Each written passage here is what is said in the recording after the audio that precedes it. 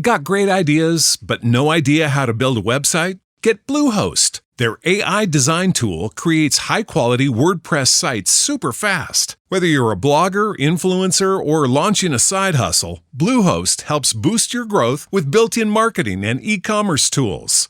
Upgrade to cloud to get 100% uptime and 24/7 security to stay online all the time. Why wait? You've got the vision. Make it real. Visit Bluehost.com to get started. In Indiana, a man is charged with murder after 2 deaths with matching circumstances were found on the same street. A U.S. tourist is killed in crossfire in a popular resort town, and an Indiana father had 10,000 fragments of human remains found on his property. We're going to talk about that more today on Real Life, Real Crime Daily for Thursday, February 15th. And I'm Jim Chapman. Nah, I'm Woody Overton. And I'm Mike Agavino. Thirsty Thursday. Day after Valentine. And the day after Ash Wednesday. And 2 days after Fat Tuesday. Mike was limping. Which makes this a not thirsty Thursday.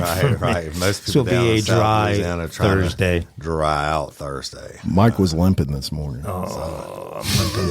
I'm limping on all 3 legs. Yesterday morning. There you go. Yesterday morning too, right? But that's right, because yesterday was about Valentine's.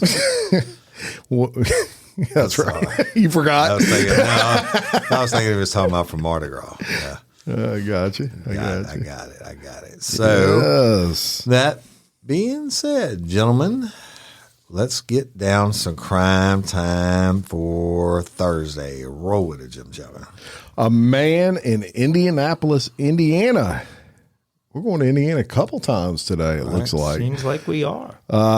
Has been charged after 2 women were found dead under similar circumstances on the same street. Friday, February 9th, David Heiner was arrested, and he was charged with those 2 counts of murder for the deaths of Shannon Lasar, who is 58, and Marion Weiss, who is 52. The investigation began on Saturday, January 27th, when Lasar was found dead. 5 days later, on Thursday, February 1st, Indianapolis police were called to the same street where they found Weiss deceased. Police were urging people in the area to practice good safety habits as that investigation continued. And police said, in addition to occurring in close proximity to each other, the woman's deaths bore some strange similarities. Weiss and Lasar were both white women in their 50s, and they both died from sharp force injuries. Police said they had ties to the far east side of the city, and the 2 women were discovered face down, and both had their pants bunched around their knees. Indianapolis police detectives obtained a significant amount of video footage from businesses in the area, which reportedly showed a man and one of the victims together. Weiss was seen on camera behind a Dollar General and walking down an alley with a male who police believe was Heiner. Police identified Heiner as a suspect after human trafficking and vice unit detectives canvassed the area where the women were found. He spoke with investigators on February 6th, and the next day, homicide detectives executed a search warrant for his apartment. They reportedly found shoes that had apparent dried blood on them, as well as jeans that were soaking in bleach in a bucket in the bathroom. Nice. That's probably a good sign right there. Police learned that Heiner was on probation out of LaPorte County, Indiana. The blood found on Heiner's shoes matched Weiss and Lasar's DNA. Police said there's a lot of work yet to do despite the arrest, but it looks like they have a ton of evidence. Oh, yeah, literally. That's not including the DNA evidence they're going to get out of them, right? Yeah, I mean, and you're walking in and you find jeans soaking in bleach. Oh, well, you find them with on their knees with their with their butts in there. Yeah. I mean, and walking down the alley behind the Dollar General. It's a little sketchy. Yeah. So I don't know. What the hell's going on in Indiana? I don't know. I really don't know. But Bobby Knight when you need him. Mm-hmm. Y'all like the Caribbean? Sure. Never been there, but I like it.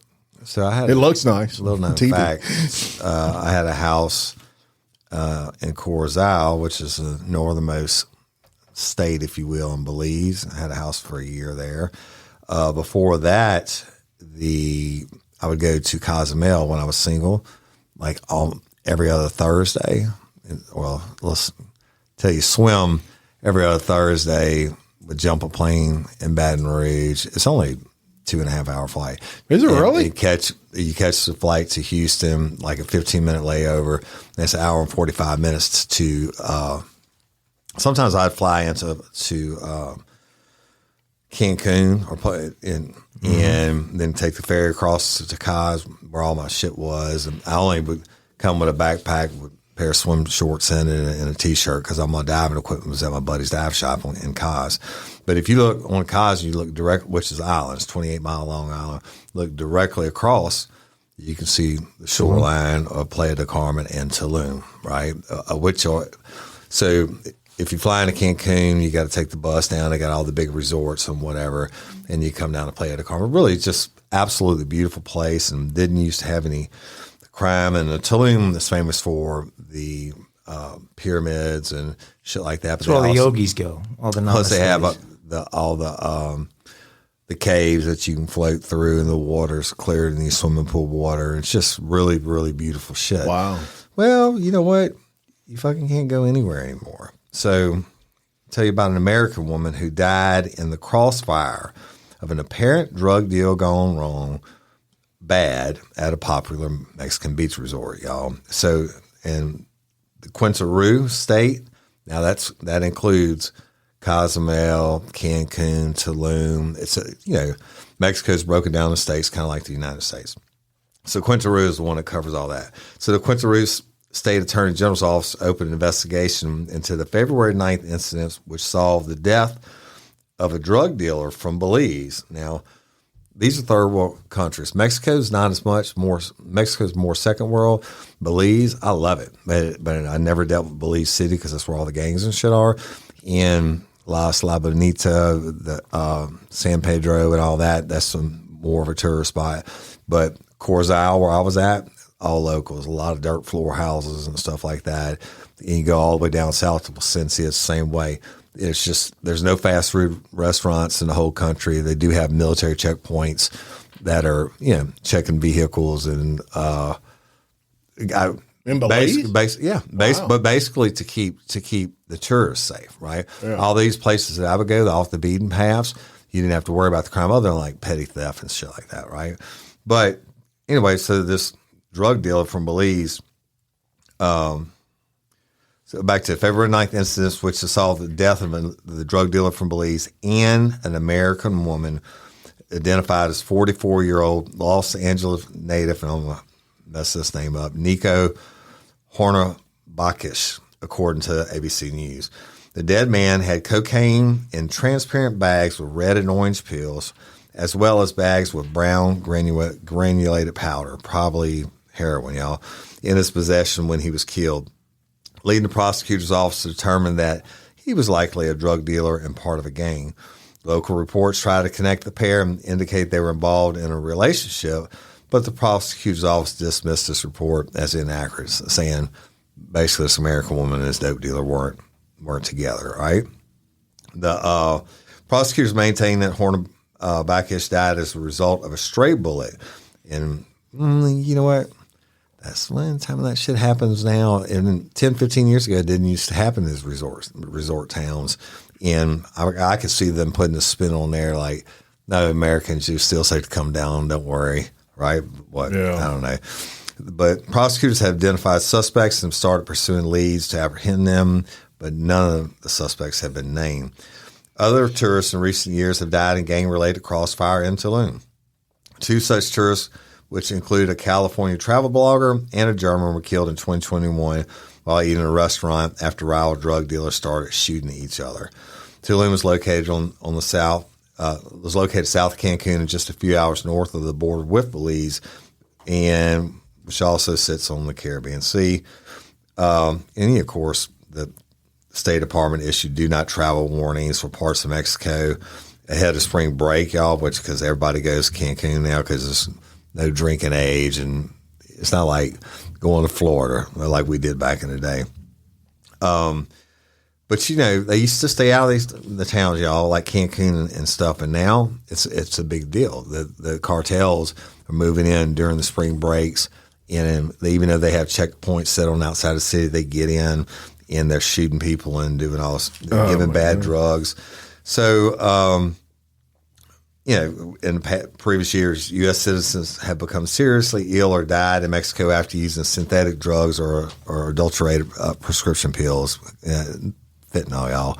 Cartel members kidnapped 4 Americans to travel across the border seeking, we told y'all about that on Real Life Real Crime, seeking cosmetic surgery, and they got them by accident. And 2 of the Americans and an innocent Mexican bystander died during a shootout. So you just can't go anywhere anymore. You know, it's horrible. There's places that I used to go barefooted in before they were so popular as tourist resorts and hang out. I would take the ferry. You know, I go down and dive 4 or 5 days on that middle day during diving. I would take off every time, take the ferry and go back across, go down into Tulum and different places and, you know, float in the caves, just have a great fucking time. Without a care in the world, and never thinking about crime. But look, I mean, Bahamas, Jamaica, we're seeing it from everywhere, stupid. right? It's stupid. Yeah. So I think the Caribbean overall is going to have a really bad tourism season. Yeah. And, you know, because look, it's a lot more expensive, but I think the gap is closed a little bit. Hawaii is about the only place I think you can go right now where you don't have to have, you know, if you're going to Maui or you're going to the Big Island, you don't have those fears of crime. It's further to go. You're paying to not have those fears too. You're paying a little bit. But look, when I was in L.A., basically your choices are you're either going to Hawaii or you're going to Cabo. Right. Cabo got to be as expensive as Hawaii. Right. I mean, to go. I mean, it's only a 2-hour flight, Right. but it's gotten ridiculously expensive there. But you know, all the destinations. My wife took me one year to Turks and Caicos. Oh, that's so expensive. You can't breathe. Well, it's so freaking ridiculous. So she decided I was too stressed out. I had all this stuff going on at work, and it was a surprise. She had the perfect plan. We go there. Her plan is that we're at this resort where there are no TVs. There's no outside communication. The only thing I got was a New York Times fax every day, and it had some big yoga hut. How do you think I did 5 days in Turks and not very Caicos well. with the New York Times fax? I wanted a freaking killer. Not very well. Best trip I ever had down there, though, was we rented a boat, bunch of friends in Tortola, and cruised the BVIs with a captain. And so we went to all these little islands and, you know, had a compressor on board so we could dive anywhere we wanted to dive, air-conditioned boat. I mean, it was a great trip. You know, but I don't think you could do that now. Got so turned on to Belize. You know what the major spoken language is in Belize? What? English. And unlike Mexico where the peso goes up and down like 10 or 11 or 12 to 1. Belize, the dollar is guaranteed at 2 to 1. Whatever you buy in Belize, if you have an American dollar, never heard that. Belize was a British colony until 1984. And so, but it has the mixture of the Creoles and the Garfanas and all that. It's a great, great, great place. I've never, knock on wood, had any trouble. But shit, I'm afraid to go anywhere now. Yeah. Well, I just got to Orange Beach. Yeah. Orange Beach is like a 2-hour drive. All the same laws that White were always being broken in Orange Beach are still being You ain't broken. got to worry too much in Orange Beach. Hey, y'all, let me tell you about Gobble. All Gobble meal kits are pre-prepped. That means less work for you and less waste in your kitchen.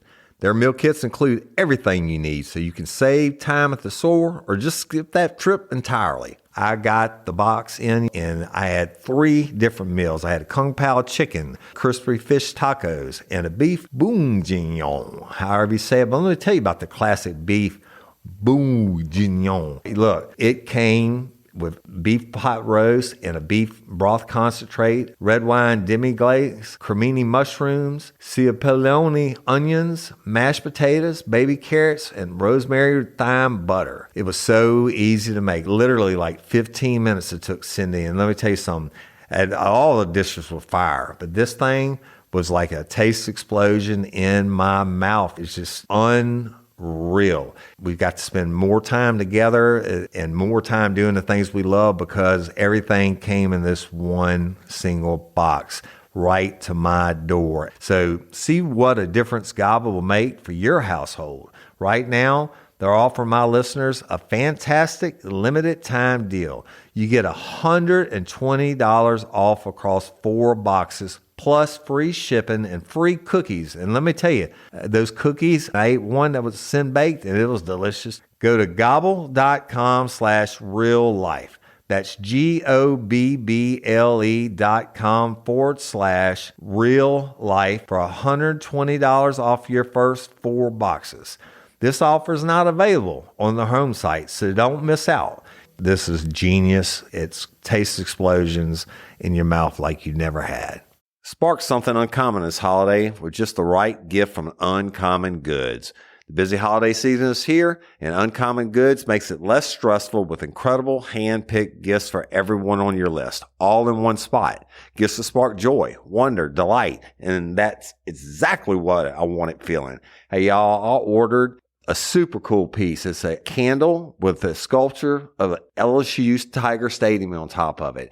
And each officially licensed laser cut wooden replica features up to 4 layers of detail, creating a bird's eye view of a specific football field, seating section, and more. And every label includes your stadium's name, the team's logo, and school location. And it has a coconut, soy, vegan wax infused with sandalwood smell that creates tailgates and touchdown scent profile, reminiscent of game day. It's invigorating like fresh cut grass and nostalgic like smoke from a pre-game grill, and calming like the crisp autumn air of a new semester on campus. Y'all, I love it. I have it at the base of my TV, and I'm ready to watch the Tigers play on Saturday night, right? Uncommon Goods. Look, when you shop at Uncommon Goods, you're supporting artists and small independent businesses. And many of their handcrafted products are made in small batches. So shop now before they sell out this holiday season. Uncommon Goods looks for products that are high quality, unique, and often handmade or made in the U.S. They have the most meaningful, out of the ordinary gifts anywhere. They even have gifts you can personalize. From holiday hosts and hostess gift to the coolest finds for kids to hits for everyone from the book lovers to diehard sports fans. Uncommon Goods has something for everyone, not the same old selections you can just find anywhere. And with every purchase you make at Uncommon Goods, they give $1 to a nonprofit partner of your choice. They've donated more than $3 million to date. So to get 15% off your next gift, go to uncommongoods.com/RLRC. That's uncommongoods.com/RLRC for 15% off. Don't miss out on this limited time offer. Uncommon Goods, we're all out of the ordinary. Well, let's go to Indiana for another one. I mean, an effed up story. And it's a story that took place a while ago, but has a recent update to it. Herb Baumeister was a married father with 3 children, seemed like a normal, semi-normal, successful family man. That is until thousands of bone fragments were discovered on his property, exposing one of Indiana's most famous serial killers. Way back in 1996, Indiana officials began digging up the $1 million property where Baumeister and his family lived. They made horrific discoveries, hundreds and thousands of bone fragments belonging to various missing gay men. The remains are still being identified today, but authorities believe Baumeister lived a double life. He picked up men at gay bars while his family was out of town, and then he brought those men back to his Westfield, Indiana home, where he murdered them and later buried their remains on this 18-acre property. Back in 1994, Baumeister's 13-year-old son found a human skull on the property and showed it to his mother, Julie Baumeister. Julie then found the rest of the skeleton and confronted her husband, Herb, about it.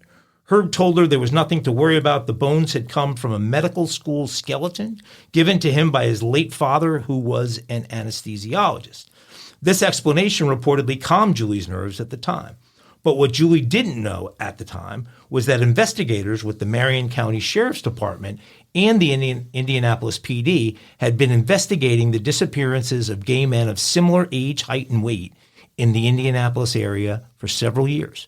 In 1992, they were contacted by a man named Tony Harris, who claimed that a gay bar patron calling himself Brian Smart had likely killed a friend of his named Roger Goodlett. Harris, based on his suspicious interest in his friend Goodlett's disappearance, had met Baumeister posing as Brian Smart in an indie gay club and barely escaped when Baumeister attempted to kill him with a pool hose during an erotic asphyxiation session at Harris's home. So this guy escapes. Harris eventually saw Baumeister again in August of 1995 and followed his car, writing down his license plate number.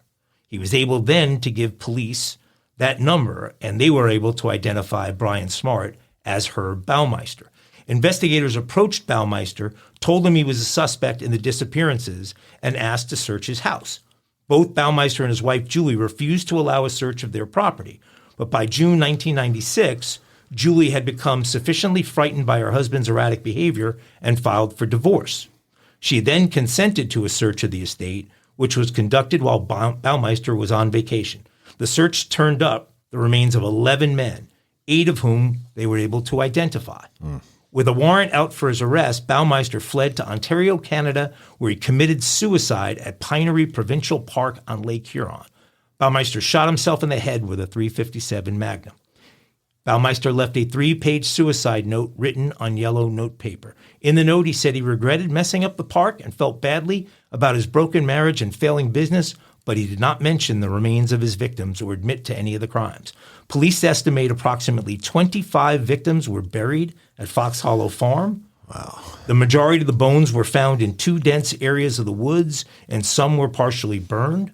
Police then linked Baumeister to 9 other victims whose remains were found outside the property, but they also believe Baumeister was the I-70 strangler, who's responsible for the deaths of 9 other men and teens in the 1980s and 90s. This guy has a major body count on him, had a major body. Their strangled bodies were discovered, dumped in ditches and remote areas in Indiana and Ohio. Officials are still working to identify the nearly 10,000 human remains recovered at Fox Hollow. On January 25th of this year, the Hamilton County coroner, Jeff Jellison, announced the identification of Manuel Resendez, whose remains were found on Fox Hollow way back in '96. So with DNA, they were able to identify a guy, one of the victims last month. In late 22, Jellison asked family members of men who went missing in the Indianapolis area in the 80s and 90s to submit DNA samples to the coroner's office to see if their loved one was a possible victim of Baumeister. So he's now going through all this DNA. Other family members have submitted against all of the bodies that were recovered. So it looks like this guy had a body count of over 40. Wow. It's going to be one of the most prolific. If they can tie them all back in. Eric Baumeister. The Herb Baumeister. High-risk victims and got away with it for a long time. Probably graduated in his crimes from dumping them in ditches to taking to his own property because he had a close call somewhere along the line. Yeah. And so if I can shred them all up and burn them or whatever and he put them into 10,000 pieces, it'd be harder. And his childhood, when you look into his childhood,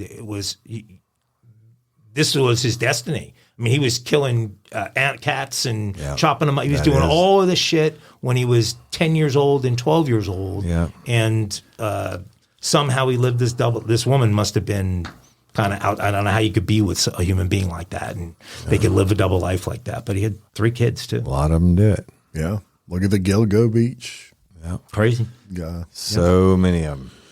All right. We're going to go to Michigan.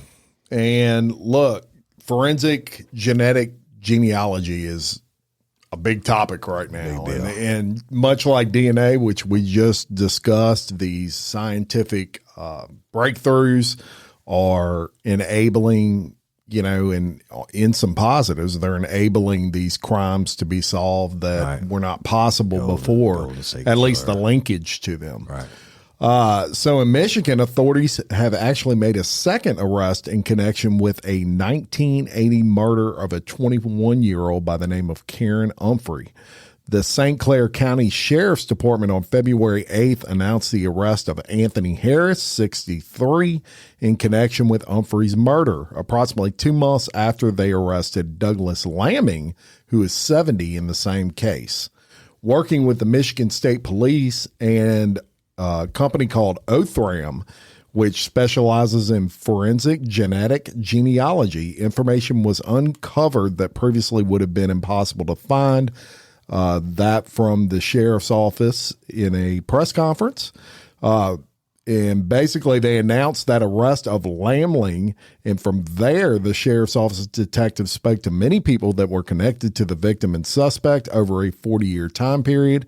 And they gathered information and started making some connections.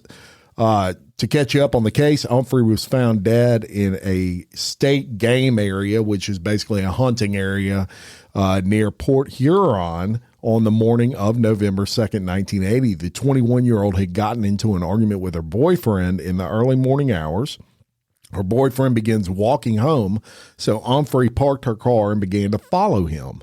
Around 3:30 a.m. on November 2nd, a driver contacted Port Huron police and reported seeing a woman being forced into a trunk. Mm-hmm. Authorities were, or later that day, hunters found Humphrey's body about 600 feet from the road with 2 gunshot wounds to her head. Authorities were unable to determine any suspects at the time, and the case went cold for 40 years. Wow.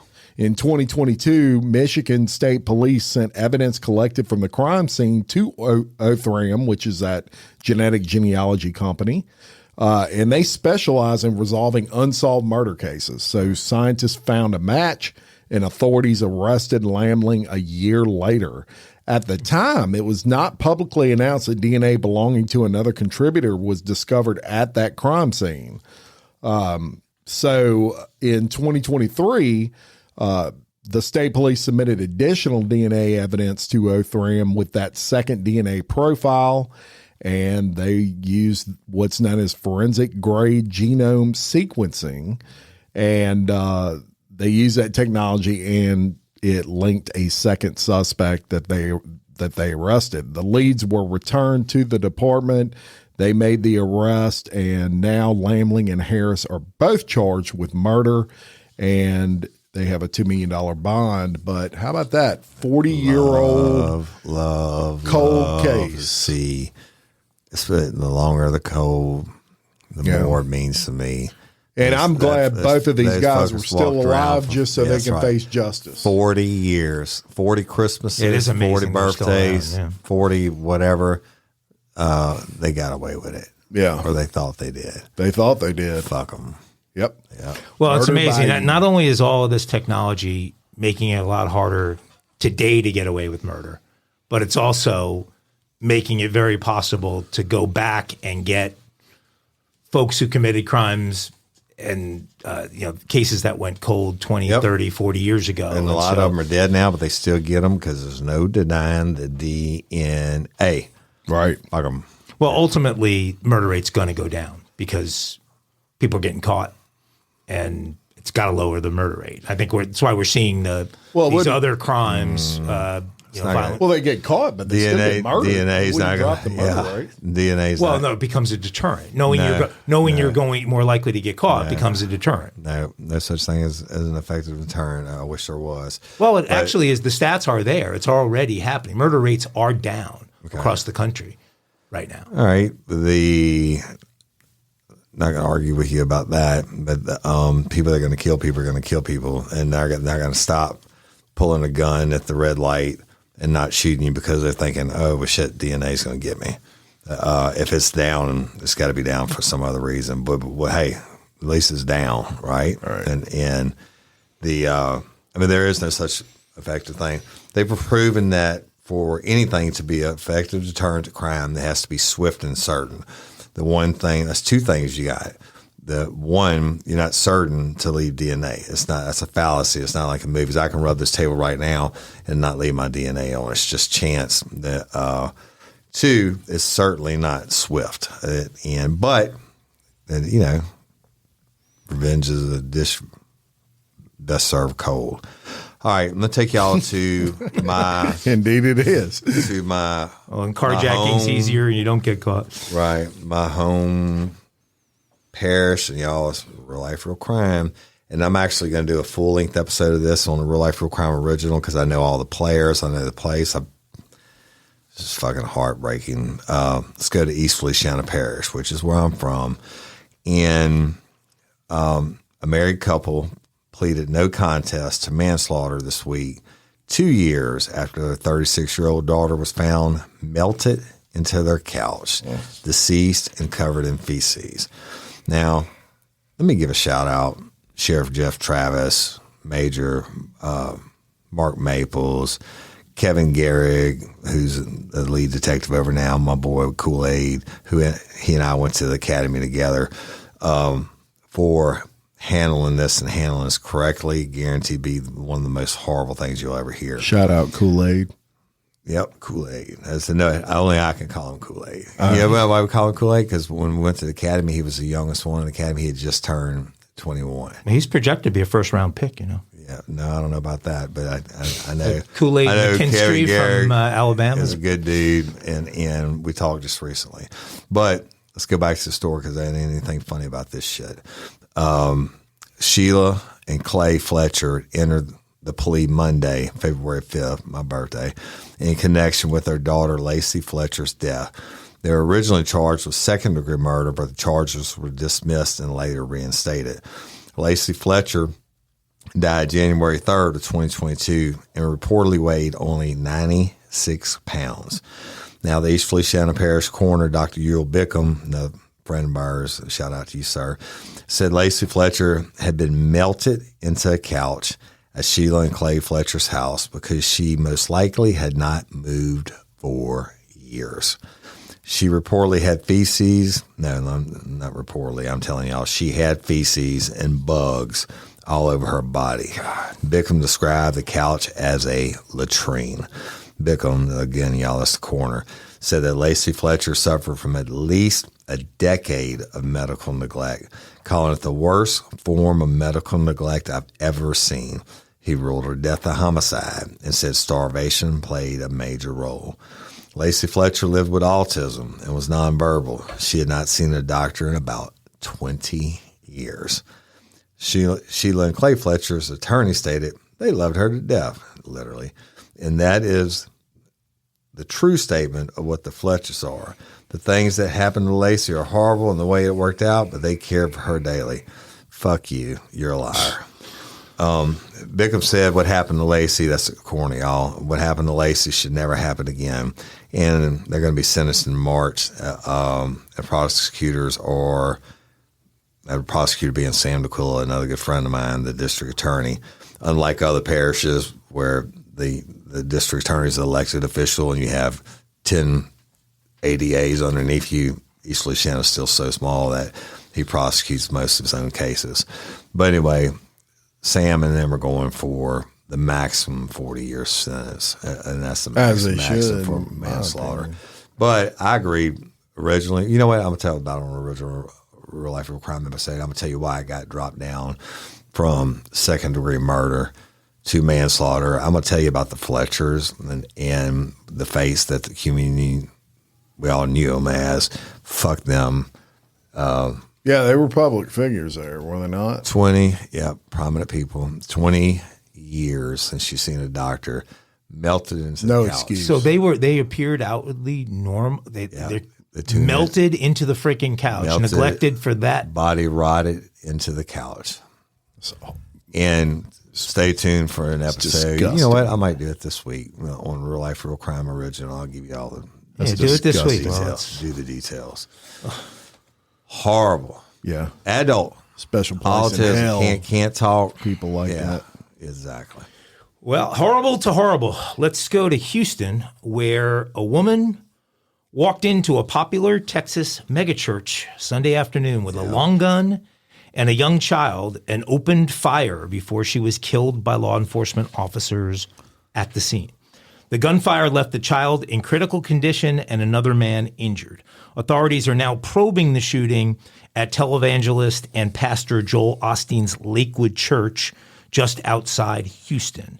Just before 2 p.m., the woman, estimated to be between 30 and 35 years old, entered the church accompanied by a child estimated to be 4 or 5 years old. She was wearing a trench coat and a backpack, and shortly after she entered, she began opening fire. That's according to Houston Police Chief Troy Finner.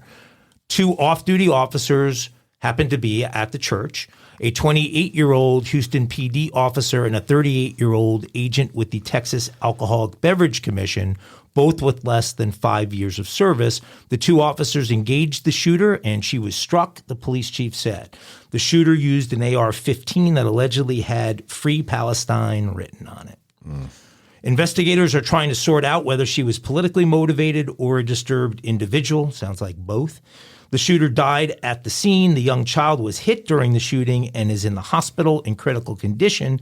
The chief said it's unclear at this point who fired that shot that injured the child. Police have not shared details about a possible motive in the shooting other than what I just read, or said that the woman's relationship, or said what the woman's relationship to that child that was with her may have been. The injured man was shot in the leg and sought treatment at a local hospital. The gunfire unfolded while the church was in between services and preparing to go into a Spanish service, Joel Osteen said in a Sunday news conference. He also said, I can only imagine if it would have happened during the 11 o'clock service. The shooting is just the latest instance of gun violence disrupting American life at places once considered safe to all of us. I want to commend those officers. She had a long gun and it could have been a lot worse, Finner said, but they stepped up and they did their job, and I want to thank them for that. Both officers who engaged with the shooter will be placed on administrative leave, as is normal protocol with officer-involved shootings. The shooter also threatened that she had a bomb, but authorities searched her vehicle and backpack and found no explosives. She was also spraying some type of substance on the ground, according to Finner, that's the police chief again, but he did not share any further details on that. Fire authorities came in and they investigated to ensure that whatever it was she was spraying on the ground didn't present any potential risk, and they cleared the area and then announced that it was okay for people to go back in. So, Osteen said, thank God she came when she came, because his services routinely draw 45,000 attendees to the church weekly. In addition, obviously, he's got a big TV audience as well. But if that church had been filled when she walked in there, I mean, there's no telling how many people she could have taken out. We're devastated, he said. We've been here 65 years and have never had anything like this happen in the church. And he was seen greeting people and stayed a very long time talking to them. Y'all, another horrible, horrible tragedy. But I think we hear about it so much that it's just, I don't want to say commonplace, but Leah Marie sent me a 26-second video from inside the church of one of the parishioners who looks like at the top of the escalator, and you could actually hear the gunfire and see the people running. And so we're going to play that for y'all now.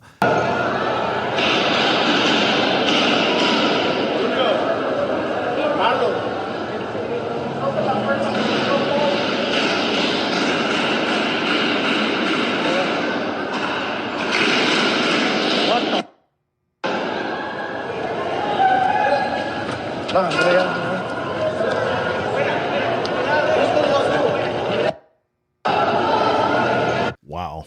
Popping. Something, right? Well, and that goes to if there were more people in there. And thank goodness that woman must not have had a clue about what time to actually go in there if she was trying to. She probably thinking, or she probably has scouted it and thinks I can get in the earlier service easier than the later service because they'll have more security. You know, I mean, it's craziness. I don't understand. But that was a lot of shots there. What an AR-15? How the hell do you get an AR-15 in the building, up the escalator, into the big Trench stadium coat. church. She had that trench coat on. Yeah. Wow. I don't know. I wonder how much Thoughts and prayers security go they out to all actually those. do have there. You think they have a lot of security there? I wouldn't. Yeah, absolutely. Oh, There's yeah, security in mega churches. church like Absolutely. that. I'm sure they have some security. Hey, ladies, are you feeling overwhelmed by hormonal changes? Well, you're definitely not alone. There are more than 1,000 hormone disruptors living in our environment right now. It's in your food, your water, the air you breathe, the clothes you wear, your skincare products. They all mess with your hormones. Then there's the natural hormone changes your body goes through, premenopause, menopause. And while it's a natural process, it doesn't mean you have to suffer through it. The good news is you don't have to suffer through it anymore, because now you have Hormone Harmony, a formula made only with herbal ingredients that are shown to reduce hormonal symptoms in women of all ages. Hormone Harmony is not just a hormone support and supplement. It's become a phenomenon. Women can't stop talking about it on social media. A bottle of Hormone Harmony is sold every 24 seconds. And the biggest benefit? Well, my wife says it makes her feel like her own self again. And that's what women mention over and over in the reviews. And there are over 30,000 reviews for Hormone Harmony. And for a limited time, you can get 15% off your entire first order at happymammoth.com. Just use code RLRC at checkout. That's happymammoth.com and use code RLRC for 15% off today. That's happymammoth.com and use code RLRC. Mile High Crime. And we're going to talk about a really different and kind of crazy Mile High Crime today. Right? Yeah, a 63-year-old man has died after coughing up liters of blood on a Lufthansa flight from Bangkok to Munich. Leaders. It was scheduled to depart Bangkok from the Bavarian capital at 11:40 p.m. on Thursday, February 8th, and after 90 minutes in the air, the plane was forced to turn around after a German national was pronounced dead on board the plane. Oh, pronounced. I must have had a doctor on the plane. According to fellow passenger, the man lost liters of blood through his nose and mouth. Holy shit. It was absolute horror. Everyone was screaming. This from a passenger who was situated in a row diagonally behind the passenger. A nursing specialist at a university hospital in Zurich immediately noticed her fellow passenger's poor health upon boarding. He had cold sweats. He was breathing much too quickly and was already apathetic. She said the man's Filipino wife explained that the pair had run to the plane very quickly, which is why he wasn't feeling well. So at this stage, the nurse intervened and said that the passenger needed medical attention. That prompted the captain to call for a doctor over the loudspeaker. A young, around 30-year-old man from Poland with poor English looked at the German, she said, but only felt his pulse and asked how he was feeling. They gave him a little bit of tea, but he had already spit blood into the bag that his wife held out for him. Oh, God. Despite the escalating situation, the decision was made by airport authorities to depart. That's pretty crazy. God damn. As the plane became airborne, the man's condition worsened dramatically and blood began gushing out of his mouth and nose. And it's described that he lost liters of blood. Liters. Flight stewards immediately began resuscitation to no avail, and the man was carried into the galley and a decision was made to return to Bangkok. The captain announced over the loudspeaker that the passenger had sadly died. Despite the ordeal, the passenger's witness, Miss Felder's husband, Martin, described the situation back at Bangkok airport as chaotic. Nobody looked after us. We waited for 2 hours. There was no care team. Nobody. He said the worst thing was that the wife of the deceased passenger then had to proceed through the customs alone. She stood there all alone and apathetic and had to endure all the formalities. The fact that Lufthansa had no measures in his case, that no one cared about the passengers is unacceptable.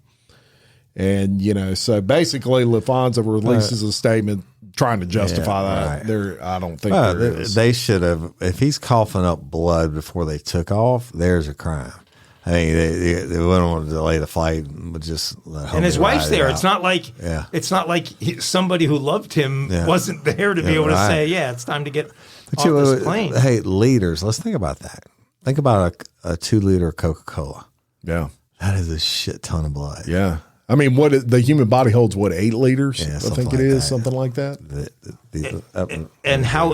They at that point should have considered lots of crazy things, like was he poisoned in some way? Right. Was it and they decide to take off with the guy? That's just unbelievable. And he's already it holds approximately. Adult will have approximately 1.2 to 1.5 gallons or 10 units. I guess each unit is probably a liter. Yeah, and liters. So no. An average adult male weighing 200 pounds can have almost 6 liters. 6. Okay. So throwing up half the blood Jesus in Christ, your body? Man. Bizarre. It's first one I've covered where someone's actually died on the flight. Right. But sure it happens, but what did he die of? Oh man, it had to be some kind of poisoning or something. I mean, I don't know. I mean, even I've never even heard of anybody spitting up blood or living through embolisms. Embolisms hit you and they kill you immediately. Yeah, I don't know what he died of. I'm gonna stay tuned to that one. Horrible. And anyway, can't always be happy stories, people. That's right. That's your mile high crime for today.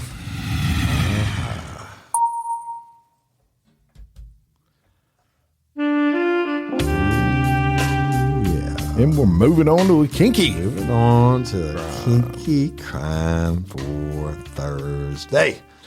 So, y'all, a woman flew into a rage and stabbed her husband when she found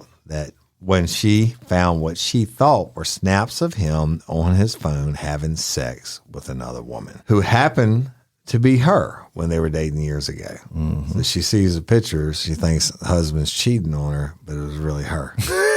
Right? Police responded last week to reports of a domestic dispute at the couple's home where they discovered the man with multiple stab wounds on his arms and legs. His wife, identified as Lenora A., reportedly went ballistic when she found the explicit photos on his phone showing him having sex with who she thought was another woman.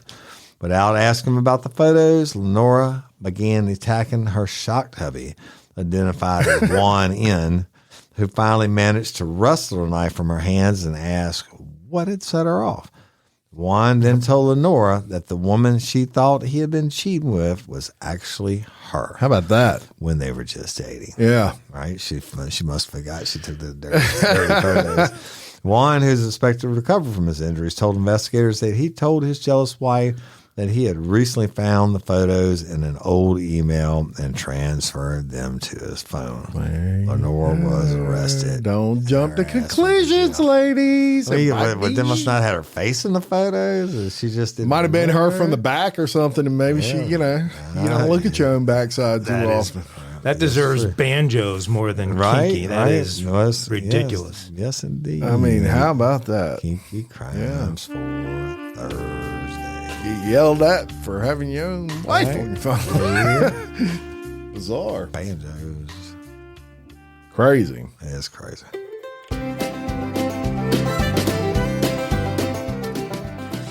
Unfortunately, we don't plan these things, folks. And generally speaking, our Mile High Crime has a little humor in it. And our Dumb Criminal has a little humor in it. Unfortunately, neither today have any humor in them. I'm going to talk about a crazy lady in Florida. A pair of 3-year-old twins died after they were found unresponsive and alone in a car while their mother jumped off of a Miami overpass. Early Friday morning, officers responded to a medical emergency after a call reported that the children identified, well, I won't say their names, were found unresponsive, according to Miami-Dade police. The toddlers were found foaming at the mouth in the backseat of an SUV in the northbound lanes of I-95 near the Turnpike extension. This happened at around 2 a.m. Police said that after officers arrived on the scene, the twins' mother, identified as 42-year-old Shirlene Alsimi, jumped over the expressway wall and onto the train tracks below in an apparent suicide attempt. The toddlers were transported to a nearby hospital where medical personnel pronounced both children dead. The cause of their death is not yet known. Despite falling from a considerable height, the mother survived and was taken to the hospital. She is in critical condition. Miami-Dade detective Andre Martin told reporters, right now our investigators are working to piece together this tragic incident. There are many, many questions that we're still working on to try and find the answers following the twins' death. Their father, Milson Calday, spoke with local media. He is Haitian and he speaks Creole. He told NBC, "I don't know about what happened today, why my kids passed away. They had no known health conditions." So he's not married to the Alsimi lady, but lives with the family. He also told NBC that he had not seen any of the kids or their mother since Wednesday and had been trying to contact them. A neighbor of the family told NBC that they were shocked by the news, that she was a very, very good neighbor and good person, and they don't understand how this could have happened. So her kids die in the car and she jumps off the fucking interstate. Kids real life, real crime. Y'all say no political, no religious. You just got a dose of real crime today. You sure did. A hard dose. My apologies. No, don't apologize for being on real life, real crime. It's part of it. Part of it. It's the facts of life. Mike, say something funny. Should we play a game? No. All right, what I want to say is thank you to all of y'all. Y'all go check out the Real Life Real Crime Daily Facebook page. I know we have like 7 or 8 Real Life Real Crime Facebook pages, but Real Life Real Crime Daily is on there. Go check it out. Go check out Bloody Angolas too. Give it a like and a follow. All these clips and pictures and these things we post that Mike and Jim are very good about getting all that stuff posted to the Real Life Real Crime Daily. Also, the Real Life Real Crime community app that has links to almost all that stuff in there. And so y'all go download it for free. And that's all I got, boys. Mike, anything? Thanks, folks. I'm recovering. Yeah, still recovering. All right, until next time, I'm Jim Chapman. And I'm Woody Overton. And I'm Mike Agavino, your host of Real Life, Real Crime Daily. Peace. Glad. Holiday magic is in the air at iFly Indoor Skydiving. Imagine unwrapping the experience of flight. iFly is the perfect unique gift for anyone who wants to turn their dream of flying into a joyful reality. It's unforgettable fun for all ages. Save over 35% with iFly's limited-time holiday gift voucher flight packages. Turn dreams into unforgettable moments with the gift of flight. Go to iFlyWorld.com to purchase your holiday gift vouchers. That's iFlyWorld.com.